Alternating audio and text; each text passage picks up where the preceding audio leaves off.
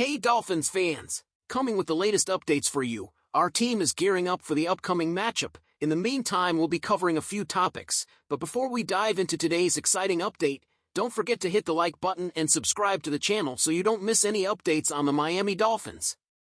Today, we have to talk about Jaelan Phillips and his incredible performance on opening day.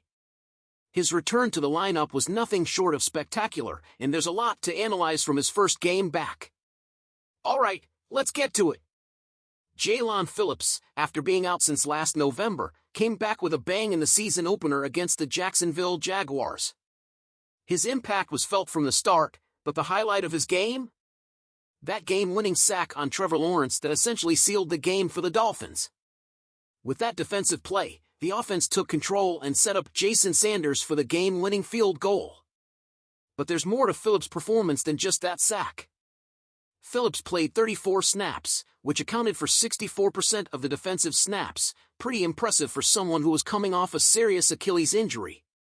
After the game, he was all smiles, saying, "I'm grateful for this opportunity.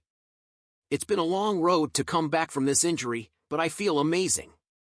I'm ready to move on." And boy did he move on. Here's what's really interesting. This was the first time Phillips has recorded a completed sack on opening day in his NFL career. That's huge, considering he's been a bit of a slow starter when it comes to sacks. In fact, in each of his first 3 seasons, it wasn't until the 4th game that he recorded a completed sack. So for Phillips to start scoring right away? That's a great sign for what's to come this season. Now, let's talk comparisons. A lot of people are comparing Phillips' return to that of another Dolphins legend, Cameron Wake. As you may recall, Wake also suffered an Achilles injury in 2015. He was known for being a practice monster, much like Phillips, but his return wasn't as immediate. In Wake's 2016 opener against the Seahawks, he played 29 snaps and didn't record his first sack until the 3rd game of the season. Wake was 33 at the time, while Phillips is only 24, so the age difference plays a role. But still, it's a testament to Phillips' hard work and recovery that he came back so strong, so quickly. Defensive coordinator Anthony Weaver had nothing but praise for Phillips after the game. Weaver said, "How amazing is that? There were times when you think about an Achilles injury like, man, is he going to come back? How long is that going to take? For him to come back, look how he did, be as impactful as he was. I'm incredibly impressed with him. He's our closer, our Mariano Rivera, and he did that in this game."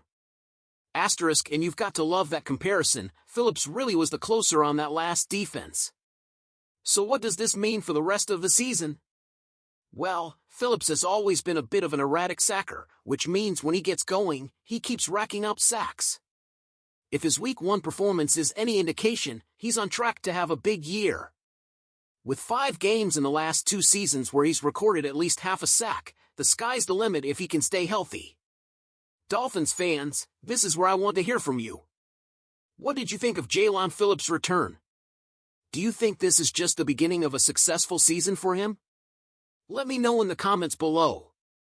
Now let's talk about another topic, the offensive line. That's right, after all the offseason concerns, the Dolphins' offensive line made a solid statement in their Week 1 win over the Jacksonville Jaguars. But the big question is, can they do it again? Now, heading into the season, the offensive line was one of the biggest question marks for Miami. Some fans and analysts were even a little concerned. But the Dolphins front office, led by GM Chris Greer, kept saying over and over, "We're not as worried about the offensive line as everyone else." And it seems they were right. In Week 1, despite Jacksonville's defense getting to Tua Tagovailoa 3 times, the offensive line held its ground and gave Tua enough time to make some quick throws and keep the offense moving. Last season, Miami's offensive line was a bit of a revolving door, using 12 different starting combinations. But despite that, they kept Tua upright, allowing just 31 sacks all season, tied for 4th fewest in the league.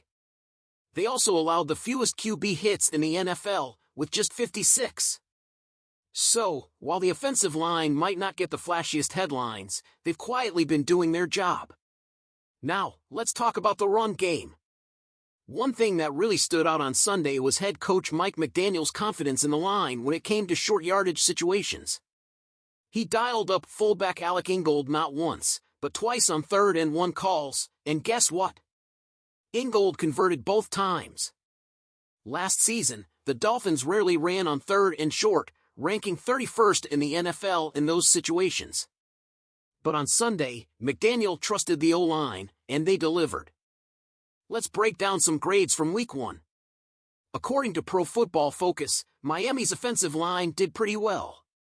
New center Aaron Brewer earned a 70.2 grade, placing him 7th among all NFL centers. Left guard Liam Eichenberg was solid too, with an 80.1 grade, also 7th among his position group. Veteran left tackle Terron Armstead?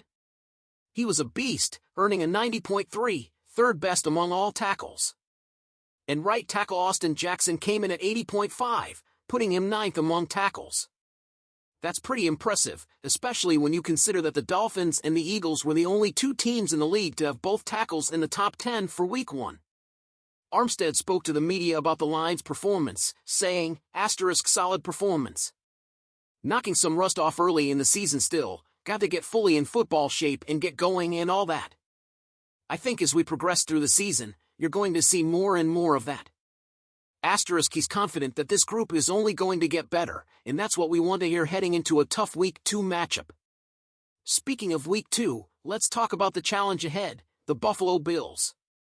Now, this game is going to be a much bigger test for the Dolphins' O-line. Last season, Buffalo was 4th in the NFL with 54 sacks, and they showed no signs of slowing down in Week 1, recording 4 sacks against the Arizona Cardinals.